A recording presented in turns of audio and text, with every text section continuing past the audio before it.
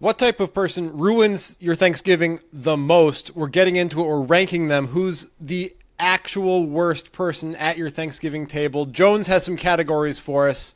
Let's get to it. Let's find out who we really don't want to eat turkey with. All right, we're going to start with a classic. This is the political conspiracy theorist. This is the uncle who arrives loaded and ready to present his theory like a TED Talk. All right, let's go ahead and anger half of the audience. Why don't we do that? So, Jones, give me an example of something they would say. Let's do that. Oh, no. I was trying to leave it vague. I was trying to leave it vague. Yeah, Jones, what do you got? What's an example of a conspiracy? How about maybe one that most of us can agree was sort of like out there? Trying to find a benign one. He's trying so hard to find a benign one. Do not alienate viewers, whatever you do. But we need a juicy one. How about the Jewish space lasers that came out a little while ago? That's offensive. But, well, of course it is. You say Jonathan's that. A Jew. How dare you, Chris? Yeah. How dare you bring this to the Thanksgiving table? Yeah. Okay. Jewish space lasers. All right. I guess that's relatively benign. There aren't that many people who are really super into that idea. I don't think that I'm aware of. Anyway. All right. Yeah. The political conspiracy person. I luckily don't have that in my family. I'm really happy. I'm sure we're going to hit some that I do have in my family. But that is tough because they take up so much airtime, right? They keep going and going and going, and there's no way to talk back to, like, if you disagree, it just creates more of the conversation. There's no way to shut it down. You have to, like, let it run its course, or you need some patriarchal or matriarchal person to say, all right, that's enough. We're not enough of the space laser talk. We're here for other things. What is We're that here to be voice? together. What is that voice? Is that Woody Allen? No, that's like a grandmother from New York. It's like a Brooklyn grandmother. Okay. Now eat some kugela. I think I don't even know what that is. What is kugela? It's like a Jewish eggy noodle dish. Is it good? It is actually. It's quite good. I'd like to try some. Well, I'll come to don't your be Thanksgiving. so anti-Semitic, and maybe you'll get to. Wow. What the fuck? Anyway, thanks, man. I think all of these are going to depend a lot on the person's personality within that. Obviously, I think there could be like a subtle conspiracy theorist who, in a way, is a bit more toxic and insidious than the loud one, because the loud one is going to drive a lot of the conversation and kind of ruin all of the festivities, and they'll get a lot of attention, but everybody's going to be like, this fucking guy. But if it's like somebody who like seems pretty chill most of the time, and then every once in a while they're like, I think there is a race of lizards underneath the earth, and they're probably controlling everything, like just at the end of dinner, just like subtly trying to plant the seeds. I don't know which one is worse though. Not really sure. Come on. The one who takes up all the time, it's got to be worse than the one who just talks about a little bit. By the way, I did actually meet someone who kind of believed that. Like the lizards? Like a real person that like lizard people are basically controlling the government, and the Super Bowl is a satanic ritual and like all this crazy stuff. And she was the kind of person who you could say exactly what, like I just told her what I thought. So like, that's crazy. and she would not get upset and but continue to advocate for her points of view, which, it wasn't very evidence-based. I'll say that. I know this isn't in the spirit of what we're doing here, but I want to tell you the funniest conspiracy theory that I heard that I didn't even know was a conspiracy theory at the time. It was like 2011, and this has actually happened at a poker table, and a guy told me that he was going to go join Obama's army, and he meant it. And I was like, what do you mean Obama's army? You're going to join the army? And he's like, no, there's a secret army of people who really support Barack Obama, and this guy was a very much anti-Obama guy, and I'm going to go join them, and I'm going to get inside, and I'm going to defeat them from within. And I was like, where are they? How do you get to these people? And he didn't really have answers. He's like, I know, I have sources, I can find my way. But he believed there was this paramilitary group that was enforcing Obama's agenda that was not the real military. And that's the only time I ever heard that one. I mean, I will say this. Obama hasn't been president for a long time now, so maybe he succeeded. Oh, yeah, maybe he got in there. Yeah, that's a good point. It's been like 9 years since Obama's been president. I mean, It only took him 5 to get it done, and then the rest of time no more. Yeah. All right. So obviously the conspiracy theorist that's a tough one. is number one on the list right now. How are we going to beat the conspiracy theorists? They're not competing with anybody yet. We'll find out what Jones has in store for us. I can't Who's come next, up with Jones? anyone who's worse. All right. We'll see. The next one on our list is the wellness evangelist. This is somebody who's just started a new diet or new exercise fad, and wants everyone to try it and know about it. So you're talking about Jonathan? I've been that person. I have been that person. It's true. But Yeah. we all know people like that. We all run into that, right? And that's a much more realistic one for like me anyway, where I really might hit that this Thanksgiving with my family, and certainly have in the past. It sucks for sure. One time I had to go to a Thanksgiving where all the food had like no salt, no butter, because it was like healthy Thanksgiving, and no one was asked if it was. This matters a lot, actually. Are they the person cooking or not? If they're the person cooking, that makes a big difference than if they're just a person at the table who's saying things that are annoying. It's like if there's no flavor in the food because there's a wellness evangelist who's hosting Thanksgiving, that becomes maybe worse than the conspiracy theorist by default because the food is automatically bad. I don't know. I think I'd rather eat bad food and have someone tell me about health a lot than the political conspiracy stuff, which I think has just got to be exhausting and infuriating. So I personally am going, this is not as bad. It doesn't ruin Thanksgiving as much, but it would be a problem if the food is not as good. I will say we had that food that time. This is many years, it's like 15 years ago now. And we all agreed at the table we would never do that again. Even the health people who had served the food were like, we're not going to do this again. It was so bad. That's funny. No butter, no salt, man. Rough for Thanksgiving. That's no salt with food. I mean, come that's on. Tough. That's tough. Butter, you could get away with oil. You could get away with oil. Mashed potatoes? Mashed potatoes are better with butter for sure. But like salt is a bigger deal than butter, I think, because there's replacements for butter. I mean, think about all the pie. All the pie that is no good because there's no butter in it. Like mountains of pie. Mountains of terrible pie. Pumpkin pie, yeah. It's rough. I think, honestly, maybe it's just because I've encountered this type more, but I might put the wellness evangelist at worse than the conspiracy theorist. Wow. Because not only are they obnoxious and self-righteous, they're boring. The conspiracy theorist is not boring. You know, it's like, it's notable, it's funny, it's something that you can talk about later with other people. The wellness evangelist, you're like, well, I guess that was kind of dry, wasn't it? That was a little bit boring, that dinner. You know, so the good news, at least with the wellness person, is depending on what their thing is, they may not keep talking about it, right? They may like say their piece or bring it up, but then they don't have to go into long descriptions of it. I don't know. Because it's more factual based. I'm taking the word evangelist to mean that they are likely to be pretty verbose about it. Okay, that's fair.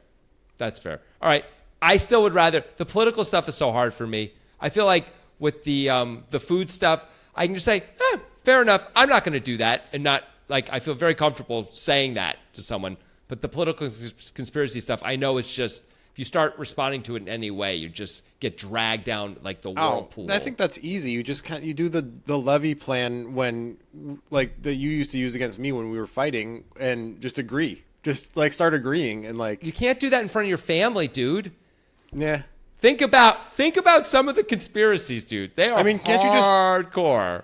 You've played a lot of poker. You've been at the poker table. You've interacted with people where you're trying not to like ruffle any feathers and they're saying ridiculous things. You know, there's strategies for this that you can make it clear to everybody else at the table that you're not in agreement with them. But you could say like, oh, that's I guess that's an interesting way to look at things. You know, like I would do it like this. That I hadn't thought about that. Now that you say it, you know, I do stuff that's like that. Not for the That's podcast my only way. listeners. That's my only move.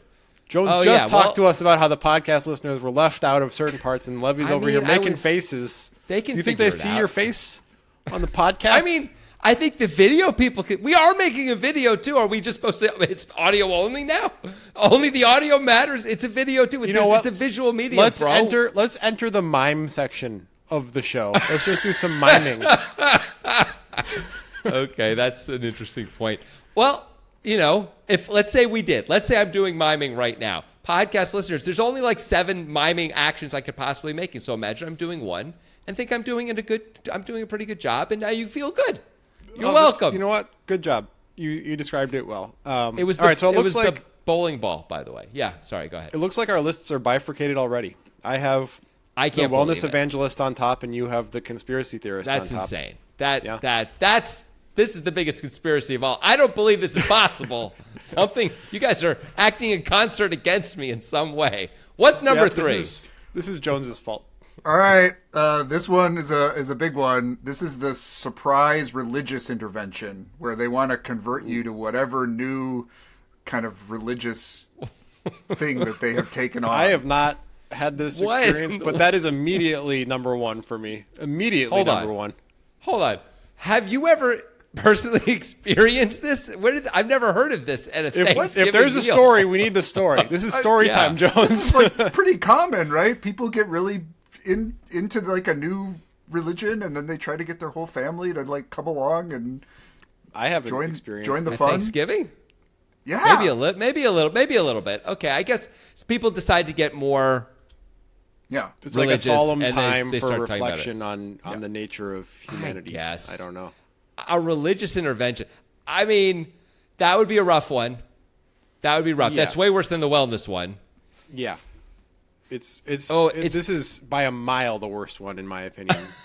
Like, not interested at Why? all in dealing with that, because I think I have a reaction to that the same way you have a reaction to the conspiracy theorist. Just like, I just don't want to get in this conversation with this person. And if they're going to be actually proselytizing and trying to get people to join whatever they're trying to spout when I'm trying to eat some food, I'm not interested in having that person at the Thanksgiving table at all. Sounds awful. Is every one of these, because I know there's more coming, are they all just people trying to convince us about something, and then it's just the content of what they're trying to convince us about, and they talk a lot? Nope. Great, because my God, that was going to be a problem. I was going to have a problem with that. That was going to be the thing that was going to ruin It my would be Thanksgiving Jones. the most. Jones would be the one Yeah. who wins worst at Thanksgiving. My He's going God. to bring a bunch of topics that are all too similar. To me, these 3 are all kind of in the same general ballpark, though, of someone's talking a lot, not really listening very much, using up all the airspace about stuff that we don't care about, and probably no one else really cares about either, for the most part. And so it all kind of sucks in roughly the same way. But to me, the food is the least bad. I don't know. I think political conspiracy is worse for me than the religious stuff. Yeah, Okay. I would say it is. So we have probably different pretty lists. opposite lists. Yeah. Yeah. Because I've got top of the list is the religious converter, then it's the wellness advocate or evangelist, and then it's the conspiracy theorist for me. I could find a way to enjoy that, I think, more than I could enjoy the religious stuff, which is more like verboten. You can't actually, if you did, you can't make fun of it at all because you're like a bad person. Yeah, Where, yeah, like, you're- you can do that a little. Like I have a friend who's a flat earther, and I mean, he does not like it when you make fun of him at all. But you do it a little bit, you do it a little You have to. How else are you going to maintain a relationship? Exactly. It's the only way I know how to do it. Yeah. All right. So what's your list then? If we're doing the benign conspiracy theorists? Okay. If it's benign, I would go religion number 1 also. So our lists we're starting to get somewhere here. We have the same number 1, so that's exciting. Yeah. We've settled something so far, and that is the name of the show. We've settled something so far. Good job. Perfect. All right. Let's keep it moving then, Jones. What's next? Okay. This I have labeled as the nostalgic resistor. So this is like the grandpa who kicks off a sentence with, back in my day, it was okay to ... and lands on something vaguely racist or sexist. I see. It's just such a part of American and Thanksgiving culture that I feel like it's like almost expected that somebody's going to say something like that at most Thanksgivings. Usually one of the older people in the room, and it's not usually that bad because everybody's like, yeah, okay, grandpa, like, whatever. But let's be a little bit more inclusive now that it's, after 1950. Can we try that? And it's not that bad, at least in my opinion. I don't know. Yeah, I think I'm with you, Grant. Like, it's a little easier for me to say, like, look, to myself, in the 1950s, that was probably a progressive way of thinking. Even like it was like that was like anti-racial thinking back then, you know, like anti-racist thinking. I mean, sorry, back then compared to like what you know the culture back then, and to like to judge someone by the cultural norms now who grew up so long ago and clearly hasn't changed.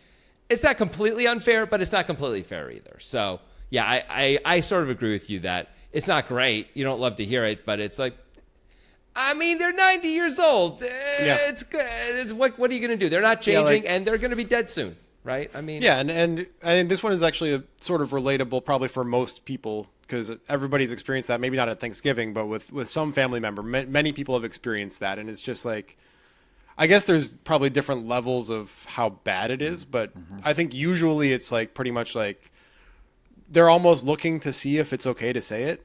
It sometimes feels like a little bit. I guess maybe sometimes they're more assertive. I'm not sure. Not in my case. My experiences, it's been more like, is it okay that I say this? And everybody's like, maybe we shouldn't do that anymore. You know, maybe we should try something new. That is not my experience with my grandparents. I'll say that. My grandparents certainly were not wondering if it was okay. They just said stuff about black people. Yes. And when I was 12, I remember standing up. That's pretty bad. Yeah, I stood up and left the table and just went into my room and closed the door at 12 years old because I was so horrified that my grandmother thought she could say that just to us out loud and it would be fine. You know, it just seemed so far crazy out of bounds to me, you know, even at 12. I mean, I was a very self-righteous 12-year-old, to be fair, but I believe it. Shocking, right? But but I was like, I couldn't believe it, you know. So, yeah. All right. So well, I mean, ways. But still, that sounds pretty bad. But I think they're probably at the bottom of my list, even though it's not great. I probably put the food person below them, but okay, you know. All right. This one I'm calling the Oversharer. So this is the relative who drops like an unsolicited sex story or some story about their toe fungus right in the middle of Thanksgiving dinner. Toe fungus and sex story, very different to me. Toe fungus is like, that's all right. I don't mind you talking about that. But if it's like you're a 59-year-old aunt who is like, I've been awoken sexually by a man named Bertrand in Austria, and it was fantastic, and he found ways to pleasure me that have never even come close in my life, and my late husband, he could never do such a thing. You know, if that's pretty bad, but it's like, oh, my toes smell kind of weird and they're a little bit green. That doesn't bother me as much. I think they're very different. There's a gulf there. So the sexual thrall stuff doesn't work for you, is what you're saying, basically. It doesn't work for me at Thanksgiving. No. Got it. Okay. Yeah. How about you? Does that work for you? Well, in my family, I am the oversharer. If there's anyone, it's me for sure. You're not telling your family about like sexual exploits at Thanksgiving. No, not at all. But I am the one who says things that people are like, is that okay? This is also like really shocking to everyone, I'm sure. So I think the oversharer is fine, and I put them at the bottom of the list because I also appreciate. I'd rather if someone make things a little spicier than a little less spicy. You know, like if it's going to be like everyone's just being polite, I want someone to tell a story that maybe crosses a line just a little bit. That's going to be more fun than not. So, yeah. So I'm down with the oversharers.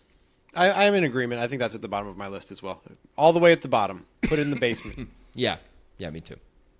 Put him in the basement where the racist grandpa gets put when he says it too many times. All right, this is the last one. This is what I am calling the life milestone prosecutor. So this is the aunt who turns Thanksgiving into a quiz about why aren't you married or when are you going to have kids? Yada, yada, yada. That thing, yeah. That one's pretty rough. I haven't experienced that personally. Jonathan, have you experienced that? Very, very little. And I'm someone who like didn't hit a lot of the life milestones that other people go for. Like never married, never with kids, for example. But no, my family pretty much doesn't do that and hasn't really done that much at all ever with me. I'm happy to say. Yeah, it's hard for really nice. Me neither. Because it's hard for me to judge that one. I do know people who have families like that and they fucking hate it. Like they really like. I know like a woman whose mom was always on her about having kids, like in a very stereotypical classic way. And she really, really hated it. She did eventually have kids. I don't think because her mom was badgering her, but she just did it in her own time.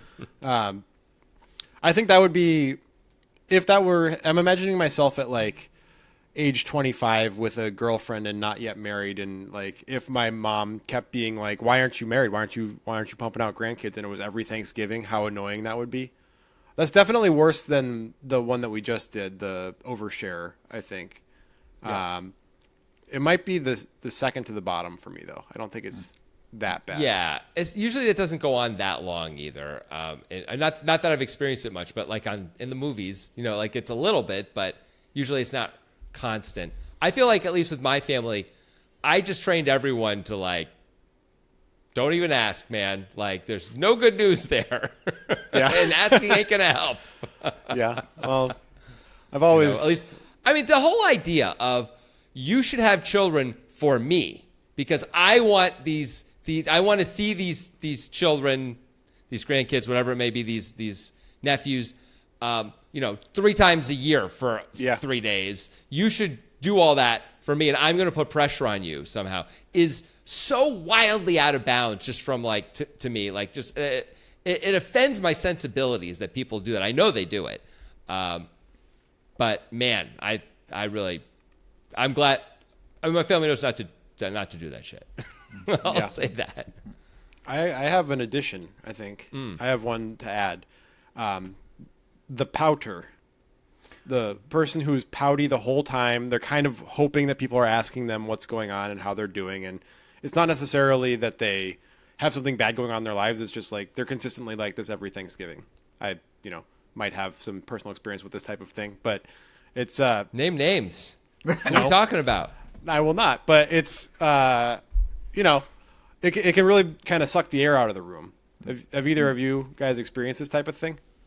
Not really. Not for me. Chris? I mean, I've had people who really want to be able to tell the story. It's more about wanting to be able to be noticed and tell the story of like whatever hard luck thing that they want to share. So, but they'll overemphasize the poutiness. Yeah. I mean, I think that probably falls somewhere in the middle for me, like third or fourth, below the wellness person and probably below the conspiracy theorist. But it's definitely a category of person that I think a lot of people deal with, is just kind of like the ho-hum. Thanksgiving's nice for other people, I guess, not for me, that type of thing. I'm so glad I don't have to deal with that. I will tell you some things that I have had to deal with in my life that I would put on this list somewhere. One of them is, it's not political conspiracies, but it is a deep desire to talk about politics all the time. Oh, yeah. I mean, I have that too with people that I agree with, and it's bad even with people that you agree with. It's like, I hate it. We've beaten this horse to death 1,000,000 times. Why are we doing this again? Like, I get it. I agree. That is bad. That thing that they did, that's bad. I get it. Yep. Oh, yeah. Nope. There's more evidence of the bad thing. We already talked about that. Can we stop? Right. Can we stop now? Right. Like, yeah. We're not doing anything about it. We're not fixing it, right? You just want to keep saying the same kind of stuff. There's like, to me, it's exhausting.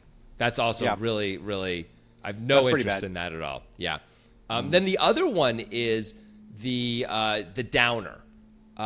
Someone who is kind of just like the Pouter, right? It's a little different. The Pouter is about themselves. The downer is about you and everybody else. Ah. And I have had that as well, which is like, they are just, whatever you tell them, they find a way to make it sound like it's pretty. They give you reasons why that's really not great. And give me an example. Problem. So let me tell you something about myself, and then you do a downer on me. Okay. I'll see if I can do it. All right. So I just let's say I'm like 22. I just finished my last class of college, and so I'm done. I feel really good. I'm like, no more school for me, at least unless I decide to go to grad school. I haven't decided yet, but I'm pretty happy about it. Feels good. What are you going to do about work? Have you got that all lined up? Yeah, I mean, I have some ideas. I have some irons in the fire. So like, do you have interviews or nothing? I have. I've had a couple interviews. You've had just one with each company, or have you had like multiple with one company? What do you say? Yeah, I see that. I see where you're going with this. And you could it doesn't matter what you say. It's one of those like, oh, I got this great job, and you talk about the job, and then you'll be told how you're missing out on other opportunities, But if you don't have the job, then there's concern about what are you going to do to support yourself, And it's just. Let me try a more realistic one for me. Oh, good. Because it's go with what really is going on in my life. I just had my second kid 10 months ago. She's doing well. She's healthy. That must be exhausting for you. That must be so tiring. It is, yeah. Yeah. It is. And so expensive. Children are and nowadays, think about it, you have to be saving for their college from the moment they're born at this point, right? Like, so you've just put so much money away. Got the 529 going, yeah. And, the kinds of things that you have to worry about are just not things we had to worry about back in the day. Like, we don't have to worry about school shooters back then. And we didn't have to worry so much about pedophilia the way you do now. And it's just different. And I really worry about your generation. Feel for you. See? Like, man, it's no problem. Like, boom, the downer, man. They are rough. They're tough, too, because I'd rather someone pout about their own life than spray it all out on me and everybody else. You know what I mean? I didn't mean that so visually, but maybe the powder just has just this black hole air of like the whole room just feels it. You've been in, maybe not at Thanksgiving, but you've been in situations like that, right, where you're out with friends or something and somebody's pouting and just kind of ruining it for everybody. That. I'm really good at ignoring those people. Yeah, I got to tell you, and I just like talk to other people and don't worry about it. So the powder's not as powerful for me, but the person who's like telling me how bad my life is, and I feel like I have to constantly be playing defense against that. Yeah. So that's like energy and effort I have to put into it. Fair. So that's why I like that one much, much worse. Anyway, but still not number one. I mean, what do we have number one? Ultimately, the religion. Right? That feels like that has to be number one. Yeah. I've never had to deal with that. Neither have I. But as I imagine it, that sounds real rough. Yeah, I don't think I would do well with that. That would be troublesome for me.